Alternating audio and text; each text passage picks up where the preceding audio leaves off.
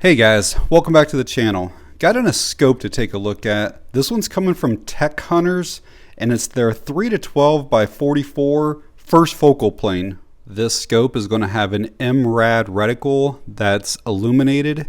It's going to have a side parallax dial and be very affordable at right around $100. So stick around if you want to learn about it. I'll do a real quick unboxing. I'll go over all the features and specifications. Try to show you guys what the glass and reticle looks like. We'll get it mounted to something, get out to the range, do some testing with it, and then I'll give you guys some thoughts on it. So as you can see, they do have their logo and name up here, and then a little bit of information on the box. But let's see how things are packed in here and what all we get. So we're gonna have the scope here, quite a bit of foam on the ends protecting it. Looks like a cleaning cloth and a manual. I think there's a battery in here too. I can feel something right there. Yes, there was a battery. It's a 2032, and then there's also some flip up lens covers on here. And unfortunately, you don't get any scope rings or a mount of any kind with this one. I won't show you the whole manual, but I did want to let you know that everything appears to be like in proper English, and they have nice illustrations. So this scope should be a good hunting scope or even a plinking scope. This 3 to 12 gives you a lot of options. You could do some close range stuff, as close as 25 yards or so with the scope. And then having the 12 magnification, you can go out probably beyond 500 yards with it. And for those of you that may not be familiar with this first focal plane, what that means is that our reticle, like our crosshairs, are going to be a certain size at the 3 times magnification. And as we start to zoom, those crosshairs are actually going to get bigger as well. So this scope appears to be made out of aluminum. It's probably 6061, but I can't say that for certain. It has some type of like a matte black anodization on it, and everything looks to be very uniform and well done. I know that it has an IPX7 waterproof rating, 1000 Gs for the shockproof or recoil rating on it, and it is nitrogen purged, so it's completely fog proof on the internals. We are looking at a total length of 12.7 inches. Probably closer to 13 once you put your lens covers on there. Weight of the scope by itself, 22.7 ounces. Lens covers brings us up to almost 24 ounces. And then obviously you'd have a little bit more with your scope rings. All right, let's quickly kind of look over the scope. I'm going to start up here. This is our ocular lens. That's the part that your eye is going to look through. This here is a diopter adjustment or an ocular focus adjustment. That is actually very smooth. So let's say that you set this at a 5 or a 6 magnification and you're a little bit blurry. You can change this back here to kind of bring you back into focus. This here is our magnification adjustment. Again, it's a 3 to 12 power here. That's actually pretty stiff right now. Like, it's taking a lot of effort to move it, but again, it's brand new out of the box. So I'll kind of work this back and forth several times, but it does have a throw lever on here that is removable. So if you don't want that on there, you can take that off, but definitely necessary right now. But it does have some grip around here that you could go that way, but it's definitely easier using that throw lever. This scope is going to have a 30 millimeter tube, so when you're looking for rings or a mount, that's what you'll need. Over here's where our battery is going to go for that illuminated reticle. It looks like we have 11 brightness settings there, and I believe that is a red reticle when it's illuminated, but we'll check that out in a minute. Over here is our parallax dial, and it goes from 25 yards to infinity. And that's a little bit stiff right now too. A lot of budget scopes will not have a parallax adjustment. And for those of you that don't know, this is super important. Like, let's say you're looking through the scope and your head moves just a little bit or your eye kind of shifts a little bit. Well, your crosshairs and your target can basically not be lined up anymore. Like your crosshairs can almost look like they're floating over your target, and that's where this adjustment comes in. And we're going to have our windage and elevation adjustments here with these turrets. Let's see. So you just pull up on them. Very audible, very palpable. Check out the windage. Also very tactile.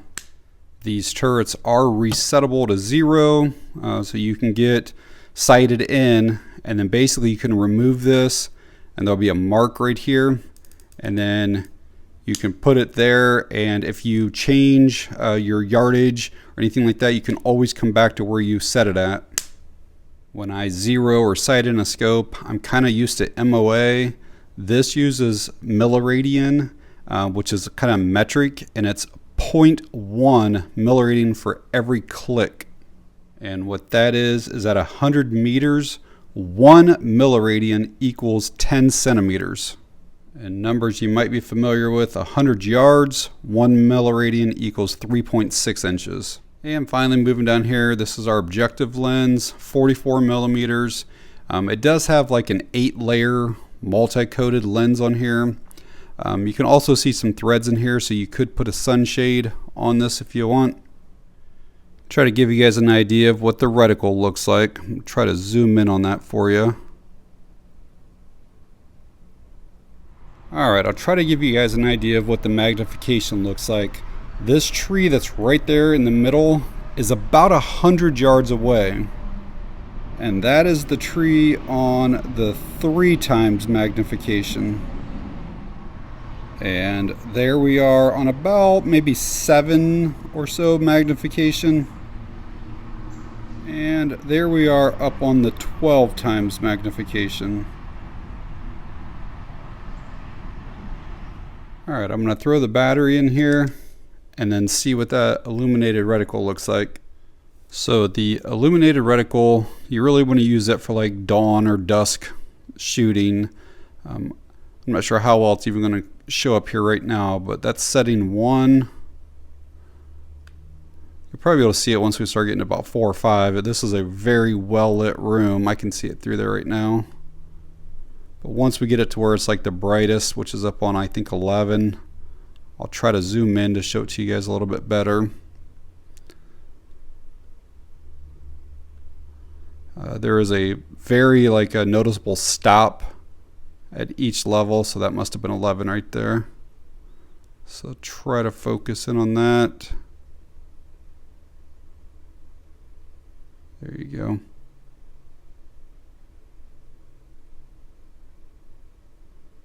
Alright guys, out at the range this morning with that Techhunters 3 to 12. I'm going to get it sighted in.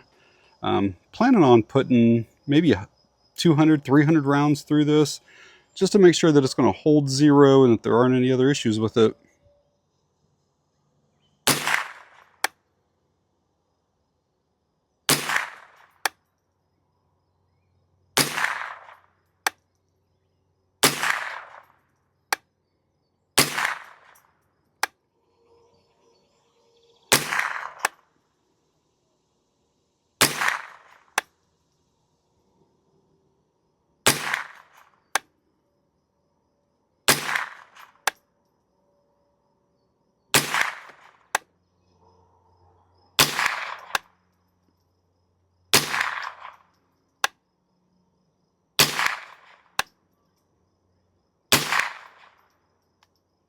So I ended up putting 300 rounds total through this scope the day at the range, and I didn't have any issues whatsoever.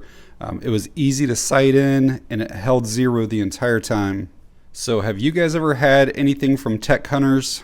If so, let me know down in the comments. I think this is either my 3rd or 4th scope from them, and just overall I'm super impressed with them. Sometimes budget scopes look very cheap, feel very cheap, don't perform very well, but that's not the case with these Techhunter ones. You can tell they're using pretty decent materials. Just the fit and finish on them is really good. There's like no imperfections, either with the machining or with the finish. They're just overall well built. The glass on them is very, very clear, and it doesn't matter if you're on the 3 magnification or the 12, it stays clear and focused. You don't have any type of like edge distortions or anything like that. I like how this has this illuminated reticle. So if you're doing any type of dawn or dust shooting, you can have a little bit of light for that. But I also like how if this battery fails, the reticle is still always going to be there. I like that this has a diopter adjustment. So if your image or target isn't quite in focus at your yardage, you can just simply turn that and dial it in.